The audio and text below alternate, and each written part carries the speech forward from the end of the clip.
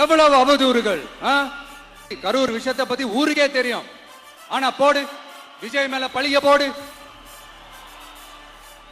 என்னடா இவ்வளவு பெரிய ஒரு பழிய தூக்கி விஜய் மேல போட்டாலும் மக்கள் விஜய் கூடவே நிக்கிறாங்க, இது என்னடா அதிசயமா இருக்குது அப்படின்ட்டு அது ட்ரை பண்ணி பார்த்தாங்க. அது மக்கள் கிட்ட எடுபடல.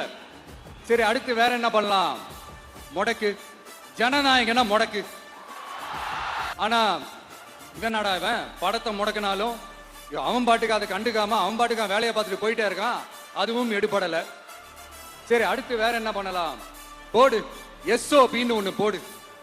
தனியா ரெகுலேஷன்ஸ், தனியா கண்டிஷன்ஸ் அவனுக்கு மட்டும் போடு. மத்த கட்சிகள்லாம் விடு, விஜய்க்கு மட்டும் தனி கண்டிஷன்ஸ் போடு. அவன் வெளியவே வரக்கூடாது, மக்களை சந்திக்கவே கூடாது. சரி, அடுத்து வேற என்ன பண்ணலாம்? நம்மளை சுத்தி இருக்கிறவங்களை வச்சு, அதாவது இத்தனை வருஷமா வெயிட் பண்ணி இப்போ எலெக்ஷனுக்கு 30 நாளைக்கு முன்னாடி கரெக்டா அந்த டைம் பார்த்து ஒரு அவதூறு பரப்ப வேண்டியது. அது என்னன்னு உங்களுக்கே தெரியும். அதுவும் மக்கள் கிட்ட எடுபடல.